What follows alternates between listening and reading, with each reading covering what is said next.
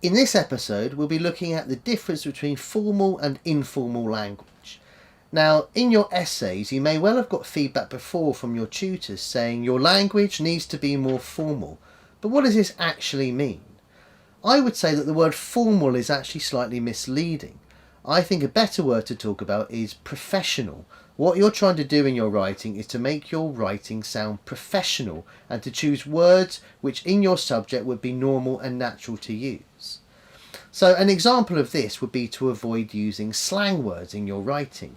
If you're writing about schools, for example, say children rather than kids. It's what's expected within the subject.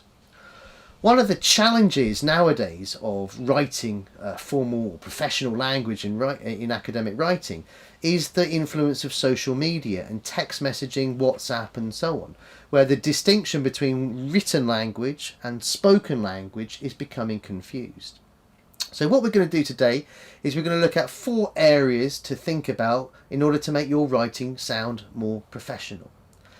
The first area, as mentioned before, is slang words. So one of the things in academic writing to really think about is the use of multi-word verbs, phrasal verbs or prepositional verbs as they're sometimes known. So rather than saying put on, we would say wear, or take off, we would say remove, or to break out, escape. So it's choosing the right level of word to use within your writing. A second area is contractions. So when we say we can't go in speaking, in writing we should say we cannot go. In speaking we might say she'll do it later. In writing we should say she will do it later. Or he must have known should be he must have known. It's using the full form of those words, often phrasal verbs or auxiliary verbs in your writing. A third area is idioms. Idioms are those fun and interesting bits of language that are very expressive. So in the UK, when it rains a lot, we might say it's raining cats and dogs. But you would never say this in a piece of academic writing. You might say it's raining heavily. Similarly, rather than saying it's as easy as ABC, a common idiom in English, we would say it was very easy to do something.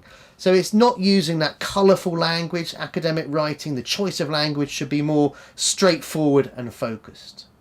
And the last area to think about is overly general words. Again, these are words such as stuff, a lot of, things, these kind of words. They're very general, they don't really have much of a meaning.